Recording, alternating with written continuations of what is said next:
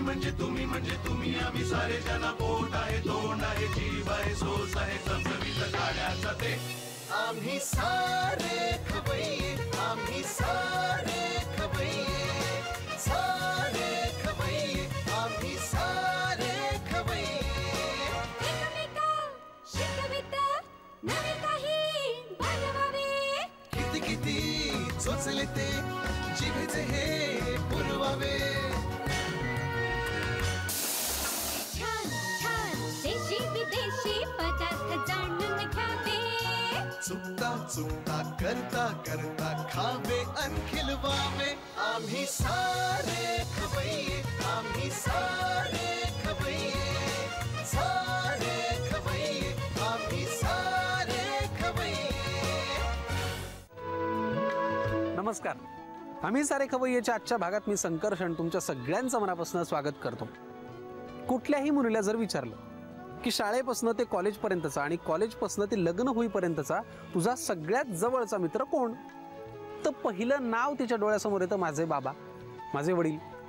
कारण हे वडील तिला प्रसंगी धाकात ठेवत असतात, रागवत असतात, पण या बाबांशी जे शेअरिंग होतं ना त्याला तोड नसते. या बाबांच्या फक्त असण्यामध्ये एक धाक असतो, एक आधार असतो, एक प्रेम असतं जे मुलीला जगात कुठेच मिळत नाही. कारण मुलीचं सुख तिच्या वडिलांपेक्षा चांगलं कुणाला कळणार.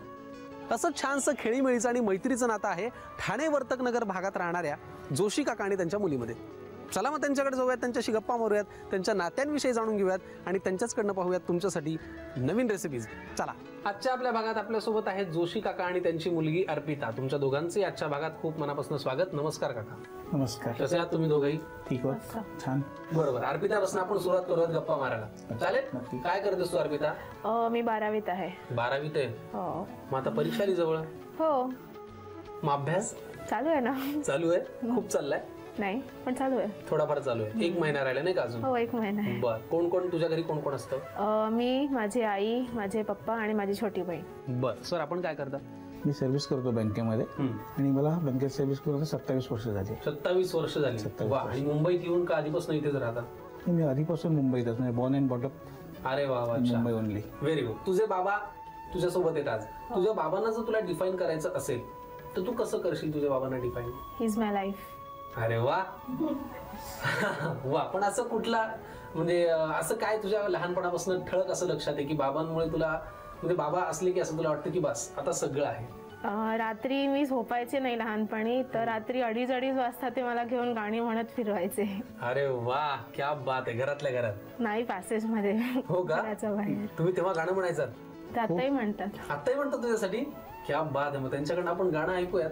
पण तुझे बाबा जरा भाऊ झाले, त्यांच्याशी होणं आवश्यक आहे. हो हो, आवश्यक आहे. It is emotional. बरोबर. आणि नाही, इमोशनल पेक्षा ते खूप नैसर्गिक आहे. म्हणजे म्हणूनच तर ते आपल्या झी मराठीवर एक नवीन मालिका सुरू झाली, तिचं नाव आहे कन्यादान. आणि त्यात एक फार छान वाक्य आहे की मुलीचं सुख तिच्या वडिलांपेक्षा चांगलं कुणाला कळणार. ते जे असतं ना ते खूप नैसर्गिक आहे, त्याला तुम्ही शब्दात डिफाईन करूच शकत नाही. जसं अर्पिताने तुम्हाला डिफाईन केलं की तुम्ही तिचं आयुष्य आहात, तुम्ही लाईफ आहात, तुम्ही तिला काय डिफाईन कराल? ती सगळ्यात लाडकी मुलगी आहे. आणि अभ्यास वगैरे करते? अभ्यास करते. नाही, असं ती म्हणते का तुम्ही म्हणता? अभ्यास करते. ती करते तिच्या वेळेवरती तिने ठरवल्याप्रमाणे सगळ्या गोष्टी ती करत असते. त्याच्याबरोबर ती अभ्यासही करते. वा वा, खूप छान. अजून तुझ्या काय काय आवडत अभ्यासाशिवाय? गाणी ऐकायला आवडतात. बर. बाबांची? पुस्तकं वाचायला थोडीफार. वा, व्हेरी नाईस. सर तुमच्या अजून काही हॉबीज आहेत? मला क्रिकेट खेळायला आवडतं. गेल्या वर्षीपर्यंत क्रिकेट खेळत होतो. सुपर. आणि पुस्तक वाचायला आवडतं पण आता सध्या वाचत नाही, वेळ मिळत नाही. तुझं काही ठरलेलं आहे? इधर bachelor in banking and insurance किंवा अकाउंट अँड फायनान्स. बर. म्हणजे शेवटी ही ब्रँच तुला सोडायची नाही, अकाउंटिंग. बरोबर की नाही? बर. मग तुझ्या हॉबीज त्या कशा तू एरवी जपतेस वगैरे? आता सध्या वेळ नाही मिळते, पण जपेन परीक्षेनंतर. बर. Very good. परीक्षेत आम्ही तुला थोडासा व्यत्यय द्यायला आलो तुझ्या अभ्यासामध्ये. आम्ही खवय्येगिरी करत सगळीकडे फिरत असतो. आज मुद्दाम आम्ही तुमच्याकडे आलो. काय तुमच्याकडे घरात खायला आवडतं? घरात जनरली व्हेजच होतं. बर. व्हेज खाताना मग वालाची उसळ, नंतर वरण भात, भाजी पोळी, पुरणाची सगळं. अगदी वरण भात, तूप. छान छान सगळं. अर्पिताला येतो स्वयंपाक? अर्पिता थोडं थोडं करते. थोडं करते. आता शिकतीये. बस. सध्या तिला कारण आहे सर सांगायला की 12वीचा अभ्यास आहे माझा. बरोबर की नाही? तुझं काय म्हणजे तुला स्वयंपाक पूर्ण येतो का? काय खायला आवडतं? मला खायला गोड जास्त आवडतं. गोड जास्ती आवडतं. बर, व्हेरी गुड. समजा तुझ्या बाबांना तुला आज एक गोष्ट सांगायची किंवा एक आश्वासन द्यायचंय की आता तू 12वी, कारण सगळेजण म्हणतात की 10वी-12वी आयुष्याचा टर्निंग पॉईंट असतो. या टर्निंग पॉईंटवर एक मुलगी म्हणून तुझ्या बाबांना तुला एक आश्वासन द्यायचं, तू काय देशील? त्यांची स्वप्न पूर्ण करायचा प्रयत्न करेन. काय त्यांची स्वप्न आहेत तुझ्या विषयीची? नाही, त्यांची स्वप्न हेच की म्हणजे मी सक्सेसफुल व्हावं, लाईक चांगला माणूस बनावा. बरोबर, म्हणजे कमवतं असणं ही वेगळी गोष्ट आणि चांगलं ह्युमन बिंग असणं ही वेगळी. That is important. That is important. म्हणजे तुम्ही हे तुमच्या वागण्यात अंमलात आणत असाल म्हणून तिला हे माहिती आहे. बरोबर. लहानपणी हट्ट वगैरे करायची का? हट्ट अजूनही करते. म्हणजे ही अजून खरंच 12वी. काय हट्ट असतात तिचे, काय तिला? तसे असे अवास्तव हट्ट कधीच नसतात, काहीच नसतात. तेच कुठेतरी फिरायला जायचं असेल, काही खाऊ पाहिजे असेल, असा छोटा मोठा हट्टच असतो. असा ती खूप असा काय म्हणतो त्याला, असा एक्स्ट्रीम लेवलचा हट्ट तिने आजपर्यंत तरी केला आणि मला वाटत नाही ती असं कधी करेल म्हणून. तिचा माझा तिच्यावरचा असलेला विश्वास आहे त्याच्यामुळे. बरोबर. कळलं का तुला नेमकं त्यांना काय म्हणायचं? ऐकलं मी असं ती म्हणाली, कळलं मी नाही. कळलं म्हटलं ना. अच्छा, म्हणाली का नंतर? बरोबर, सॉरी मी नाही ऐकलं. एक्स्ट्रीम तिचे हट्ट नसतात. नाही. बरं, कधी धपाटा खाल्लाय बाबांचा? पप्पा नाही मारत मला. बापरे, असं ठरलेलं आहे का? ठरलं नाही आजपर्यंत. एकही साधा चापटी सुद्धा अजून बसलेली नाही तिला किंवा मारलेली नाही. वा. पण ना खूप घरी असं असतं, म्हणजे माझे बाबाही लहानपणी जेव्हा मी आणि माझी ताई भांडायचो ना, मला धोपटायचे पण ताईला कधी मारायचं नाही. हे बाबांचं का असं असतं तुम्ही सांगा बरं मला? कसं असतं माहितीये का, मारल्यामुळे मुलं सुधारतात किंवा बदलतात असं नसतं. त्यांना समजून सांगितलं तर त्यांना समजतं. म्हणून तोच प्रयत्न केला आणि त्याच्यात मी सक्सेस झालो. वा वा, क्या बात आहे. हा एक नवीन मेसेज बरं का आपल्याकडे, म्हणजे जो सगळ्यांनी इम्प्लिमेंट करावा की माझ्यापेक्षा समजून सांगितलं, त्यांचे मित्र झालं तरी जास्त सोयीचं असतं. ते जास्त जवळ जाऊ शकतो आपण त्यांच्या. बरोबर. पण एक काम करूयात, जसं लहानपणी ते तू रडायचीस ना आणि ते गाणं म्हणायचं ना, सर आम्हाला एक गाणं ऐकायला आवडेल अर्पितासाठी तुम्ही म्हणालात तर. ती जेव्हा रडायची ना तेव्हा एक गाणं म्हणायचो मी, फुलो का तारो का सबका कहना है, 1000 में मेरी अपी है. अपी म्हणायचं तुम्ही? मी लहानपणी अपी म्हणायचो. बर. हे गाणं मी रात्री 2:30 वाजता आमच्या पॅसेजमध्ये तिला घेऊन फिरत म्हणायचं. वा, मग आम्हाला त्याच्या 2 ओळी ऐकवा ना सर प्लीज. फूलों का तारों का सबका कहना है, 1000 में मेरी अपी है, सारी उम्र हमें संग रहना है. क्या बात आहे सर. सर तुम्हाला गाण्याची जाण आहे छान. तुम्ही शिकायचात का? नाही, आवड आहे फक्त. आवड आहे खूप. Very nice. क्या बात आहे. खूप छान बाबांनी तुझ्यासाठी गाणं तयार केलेलं आहे बरं का. त्यात अप्पी नावाचा शब्द आहे. खूप छान सर, मला खूप बरं वाटलं. काय असतं तुझ्या कॉलेजचं टायमिंग जायचं यायचं? 12:30 to 5:30 कॉलेज असतं. अच्छा. आणि म्हणजे बाबा बँकेतनं आल्यावरच तुमची भेट होते? हो. बरोबर ना. तुझं बेस्ट फ्रेंड कोण आहे? माझे पप्पा. पप्पा सगळं शेअर करतेस बाबांशी? सगळ्या गोष्टी? सगळ्या. म्हणजे अभ्यासाचं टेन्शन असेल किंवा एखादी रेसिपी करताना फसली अगदी, हे सगळं? फसली तर त्यांना कळतच ना. बरोबर, कारण खातात तेच नाही का. बरं, मग आता मला सांगा, तिचे बेस्ट फ्रेंड तुम्ही आहात, म्हणजे तिच्या सगळ्या गोष्टी तुम्हाला माहित असतात. या सगळ्या ह्याच्यात काकूंचा रोल काय, तिच्या आईचा? जर मी तिला काही समजायला कमी पडलो तर ती मला सांगण्यात काही कमी पडली तर मधला रोल तिचा असतो. दोघांनी समजून घेणं हे तिचं काम असतं. बरोबर. ती व्यवस्थितपणे करतात त्या. वा, छान. मग आईचं जास्त धाक आहे तुला का बाबांचं जास्त धाक? धाक असा कोणाचाच नाही. कोणाच नाही. मी माझी बिंदास, मला कसं मी घाबरत नाही ना आईला तर बाबांना. वा, छान. चला, पण मग रेसिपीज करायला कधी बाबा मदत करतात का फक्त आई शिकवते? नाही, आई शिकवते. सगळ्या येतात मग तुला? सगळ्या नाही येत पण थोड्याफार येतात. Very good. तिचा पण एक ऍटिट्यूड अगदी एकदम असं 12वीच्या मुलीसारखा आहे, हो की नाही? कॅज्युअल ऍटिट्यूड आहे. म्हणजे परीक्षा फक्त एकच महिना म्हणून कदाचित असेल. बरोबर, फक्त एकच महिना गेली, 12वा जाईलच महिना. बरोबर. वा वा, छान. बँकेतले बाबा जे असतात ते फार टेन्शन घेतात, मग तू त्यांचं टेन्शन रिलॅक्स करायसाठी कधी असं कॅज्युअली त्यांना सांगतेस की नाही की बाबा चिल मारावं असं? समजा आता तुझे बाबा टेन्शन मध्ये, त्यांना तू कसं सांगशील की डॅड चिल यार? चिल नाही एवढं काय त्याच्यात. चिल नाही एवढं काय त्याच्यात. पण आमच्या रेसिपी मध्ये एवढं नाही, खूप काही आहे, त्या करणार ना आज? हो. Very good. चला, अर्पिता आज तिच्या 12वीच्या थोड्याशा अभ्यासामधून थोडासा वेळ काढणार आहे. तुमचंही पुन्हा एकदा स्वागत. थँक्यू. आता तुला रेसिपी करायची आहे. हो. बाबांच्या समोर. हो. काय रेसिपीचं नाव आहे? Baked veg with garlic bread. Baked veg with garlic bread. Very good. काय साहित्य लागतं या रेसिपीसाठी? गव्हाचं पीठ, ब्रेड, दूध, फरसबी, गाजर, मटार, butter, chopped mushrooms, cheese, mixed herbs, oregano, garlic seasoning powder, मिरपूड आणि मीठ. Baked vegetables with garlic bread साठी लागणारं साहित्य आम्हाला अर्पिताने सांगितलं. बऱ्याच भाज्या आहेत त्याच्यात. चला, मग आता या रेसिपीच्या कृतीकडे आपण बोलूया. काय करायला लागतं? आधी बटर पॅनवर टाकायला लागेल. बर, मी तुला मदत करतो. चालेल. आईने तुला रेसिपी शिकवली आहे, आता दादा मदत करणार. किती लागणार आहे तुला बटर? बस. इतकं पुरे? हो, खूप झालं. बरं. आता गव्हाचं पीठ. गव्हाचं पीठ याचं प्रमाण तू तुझ्या अंदाजानुसार घे. सर तुम्ही कधी घरात स्वयंपाक किंवा काही डिश करता? फार नाही, कधीतरी. कधीतरी म्हणजे त्यातल्या त्यात काय म्हणजे तुम्हाला पण स्वयंपाक येतो? स्वयंपाक म्हणजे एखादी डिश करू शकतो. बरोबर, म्हणजे अडताय काम अडू नये एवढी. पुढे काय करायचं अर्पिता? आता हे थोडं भाजून घ्यायचं. बर, व्यवस्थित झालंय भाजून? हो. पुढे काय करायला लागतं? आता दूध टाकायला. दूध घालायचंय. बरं, हे दूध तापवून गार केलेलं आहे का? तापवून गार केलं. तापवून गार केलेलं आहे. किती याचं प्रमाण असणार आहे? म्हणजे अंदाजानुसार घाला ना तुम्ही. अर्धी वाटी. म्हणजे आपण थोडीच प्रमाणानुसार 70% मिळवायचं म्हणून अभ्यास करतो. बस. घालू केलं सगळं. पुरे सगळं घालू. सगळं लागेल. बरं, आता याला काय उकळी येऊ द्यायची का? हो. बरं, मग उकळी येईपर्यंत काका तुम्ही कन्यादान मालिका पाहता का झी मराठीवरची? हो, कन्यादानी मालिका मी बघतो टीव्हीवरती. बरं. खूप छान मालिका आहे. वा. त्या मालिकेमध्ये वडिलांचं आणि मुलीचं जे नातं दाखवलं त्याच्यामध्ये, हा त्यांचा एकमेकावरचा असलेला विश्वास, हा एक सुंदर मेसेज पूर्ण ह्या समाजाला मिळतो त्याच्यामुळे. बरोबर.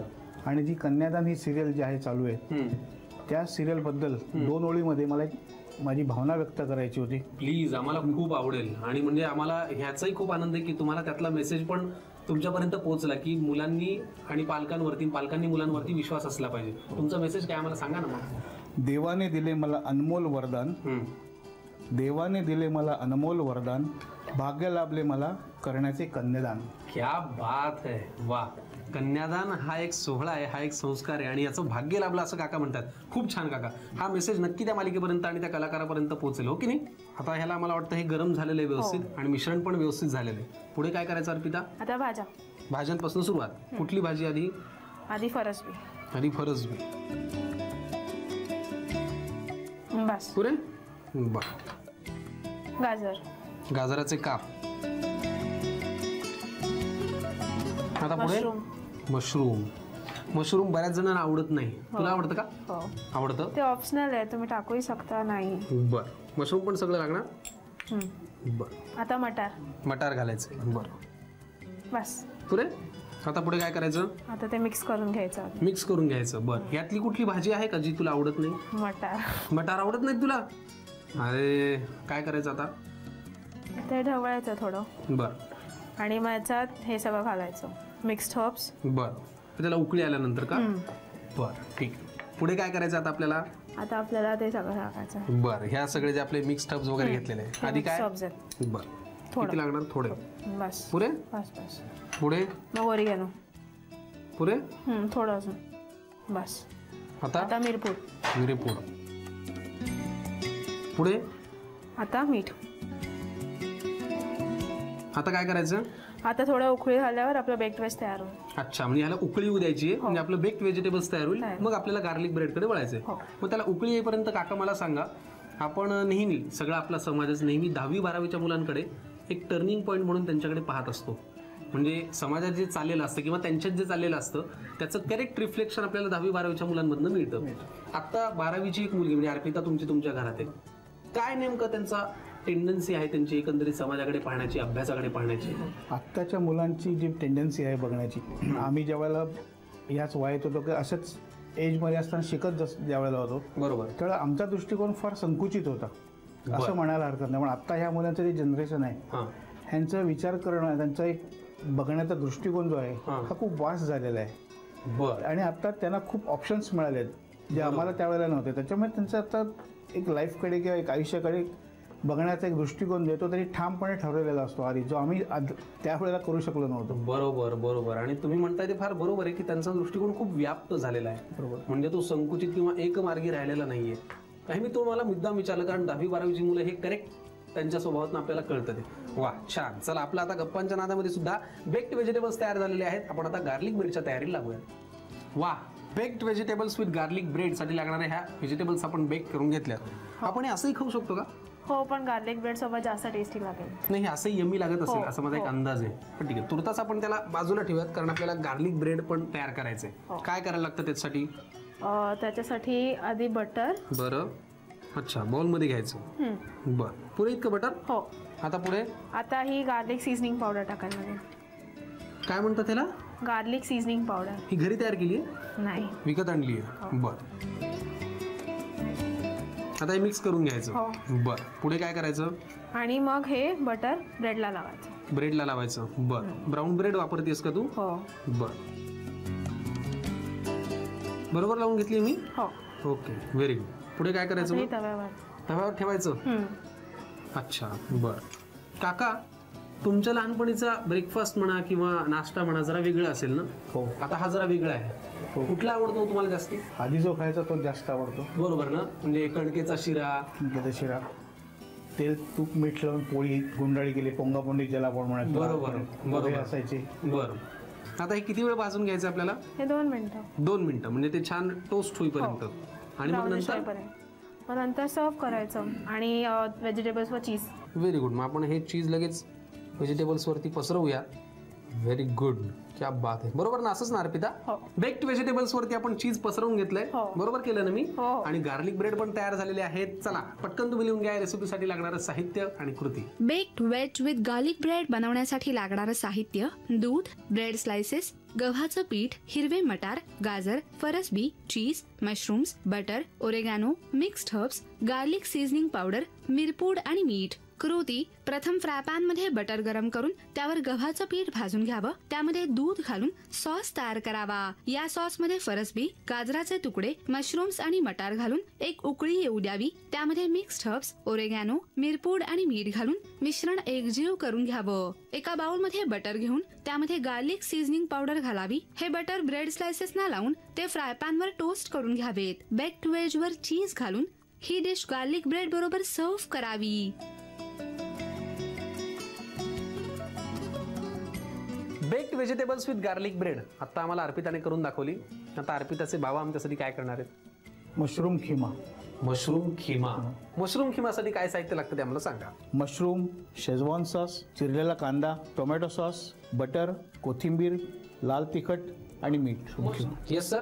काय करायला लागतं सुरुवातीला? आपल्याला बटर घ्यावं लागेल. बटर घ्या. सर तुम्ही कुठनं शिकला ती रेसिपी? ही रेसिपी मी स्वतःच तयार केली. अच्छा. मला मशरूम आवडतो. मशरूम आवडतो म्हटल्यानंतर काहीतरी एक वेगळं त्याचं फॉर्मेशन झालं पाहिजे. फॉर्मेशन झालं. बरोबर. बटर आपण साधारण 2 चमचे घेतले. त्याच्यात मग कांदा घालायचा. ओके. कांदा बटर मध्ये परतून घ्यायचा. कांदा बटर मध्ये साधारण ब्राउनिश होईपर्यंत परतून घ्यायचा. बरं. कांदा थोडासा ब्राउनिश झाल्यानंतर त्याच्यामध्ये मशरूम टाकायचा. लगेच मशरूम घालायचे. थोडंसं अजून होऊन दे त्याला. ब्राउनिश थोडासा होऊन दे. आता मशरूम घालायचे. मशरूम घालायचं. बरं. हे मशरूम तुम्ही भिजवून घेतले होते का? हो, भिजवून घेतले होते ना? पाण्यात भिजवले होते. किती वेळ? सर एक 10 मिनिटं 10-15 मिनिट. कारण मशरूम हे लवकर मऊ होतात. बरोबर. घालूयात. हो. किती लागणार? पुरे? हो. मला वाटतं कांद्याचं आणि मशरूमचं प्रमाण ऑलमोस्ट सारखं आहे. बरं. कारण मशरूम थोडंसं आळतं ना गरम झाल्यानंतर. त्याच्यामुळे. बरोबर. पुढे काय लागणार सर? शेजवान सॉस अर्धा चमचा शेजवान सॉस. बस. पुरे? हो. पाव चमचा टोमॅटो सॉस. बरं. तिखट गोड घेण्यासाठी. पुरे? आणि टोमॅटो सॉस मुळे त्याला एक आंबूसपणा पण येईल, थोडासा गोडसरपणा पण येईल. आणि आधी आपण हा घातला ना शेजवान सॉस, त्याच्यामुळे तिखटपणा येतो थोडा. पुढे काय करायचं? त्यात थोडंसं लाल तिखट टाकायचं. लाल तिखट टाकायचं त्याच्यामध्ये. बघा. बस. पुरे? बस. बरं. आणि सगळं झाल्यानंतर त्याच्यावर चवीनुसार थोडंसं मीठ टाकायचं. त्याच्यात चवीनुसार थोडंसं मीठ. चिमटीभर. पुरे? हो, पुरे. बरं. पुढे काय करायचं? हे सगळं मिक्स करायचं. आणि आता ही रेसिपी आपली सर्विंग करण्यासाठी तयार. आणि मग कोथिंबीरचं फक्त गार्निशिंगसाठी कोथिंबीर टाकायची. वाह, क्या बात आहे. म्हणजे मशरूम किंवा फारच पटकन तयार होतो. अतिशय पटकन. आणि तुम्ही म्हणाला तसं गरम पराठ्यांसोबत आपण तो खाऊ शकतो. आणि नुसताही खाऊ शकतो जर नुसतं खायचं असेल तर. वा वा, क्या बात आहे. मशरूम किंवा असा पटकन तयार होतो. हाही तयार झालेला आहे. तुम्ही लिहून घ्या या खिम्यासाठी लागणारं साहित्य आणि कृती. मशरूम खिमा बनवण्यासाठी लागणारं साहित्य: मशरूम, कांदा, टोमॅटो सॉस, शेजवान सॉस, कोथिंबीर, बटर, मीठ आणि लाल तिखट. कृती: प्रथम फ्राय पॅन मध्ये बटर गरम करून त्यामध्ये कांदा आणि मशरूम घालून ते परतून घ्यावेत. त्यामध्ये अर्धा चमचा शेजवान सॉस, पाव चमचा टोमॅटो सॉस, लाल तिखट आणि मीठ घालून मिश्रण एकजीव करावं आणि कोथिंबीरीचं गार्निशिंग करून मशरूम खिमा सर्व्ह करावा. अर्पिता आणि तिचे बाबा आज आपल्यासोबत होते. आणि अर्पिता, तू तुझ्या 12वीच्या अभ्यासातनं आणि काका तुम्ही तुमच्या कामातनं एवढा वेळ काढला, आमच्यासाठी एवढ्या छान रेसिपीज केल्यात आणि या प्रेक्षकांच्या साक्षीने केल्यात. कसा होता तुमच्यासाठी हा एक्सपिरियन्स? आम्हाला खूप बरं वाटलं. तुम्ही सगळे इथे आलात. अख्खी आम्ही सारे खवय्याची टीम आली. सगळ्या झीच्या टीमला धन्यवाद आणि आम्ही सारे खवय्याच्या सगळ्या टीमला थँक्यू व्हेरी मच. तुम्ही इथे आल्याबद्दल धन्यवाद. आम्हाला पण खूप बरं वाटलं. आणि तू 12वीच्या अभ्यासातनं वेळ काढून आमच्यासाठी रेसिपी केली. तुला कसं वाटलं? खूप छान वाटलं. मजा आली ना? तुला आता पुढच्या सगळ्या अभ्यासासाठी खूप शुभेच्छा. आणि आमची ही रेसिपी, आमचा हा भाग तुला एक छान स्फूर्ती देऊन जाईल याची मला 100% खात्री आहे. हो की नाही? एवढा आजचा भाग छान केल्याबद्दल, तुमच्या गोड नात्याबद्दल झी मराठीकडनं तुम्हाला एक छानशी भेटवस्तू. धन्यवाद. तुमचं जितकं गोड नातं आहे तसंच झी मराठीवरती एक छानसं गोड नातं घेऊन आली एक मालिका, असे हे कन्यादान. जी मालिका सध्या सोमवार ते शनिवार रात्री 7:30 वाजता फक्त आपल्या झी मराठीवर लागते. तुम्हीही पाहताच. हो, तुम्ही पण पहा. कशी वाटते तेही आम्हाला कळवा. आणि शिवाय आजचा भाग, अर्पिता, तिचे बाबा, त्यांनी केलेल्या रेसिपीज कशा वाटल्या हेही कळवा. त्यासाठी आमचा पत्ता आहे आम्ही सारे खवय्ये, Zee Marathi, post bag number 1, Andheri पूर्व, Mumbai 99, Bharat TVC, Zee Marathi @znetwork.com. Baked vegetables with garlic bread आणि मशरूम खिमा या 2 अशा तोंडाला पाणी सुटणाऱ्या रेसिपीज आमच्यासमोर तयार आहेत. आता आम्ही काय करणार आहोत तर ते खाणार आहोत. तुम्ही काय करायचं? तुम्ही घ्यायचा निरोप. फक्त आजच्या भागापुरता. परत भेटायचंय अशा छान छान रेसिपीज घेऊन. तोपर्यंत अशा छान रेसिपी घरी ट्राय करा. मस्त खा, स्वस्त राहा, पाहत राहा आम्ही सारे खवय्ये. नव्या नव्या चवी ढवी विचल्या ह्या तुम्हासाठी. हवे हवे ते पंगत किस्से तुम्हाला आवडावे. खाणाऱ्याने खात रहावे.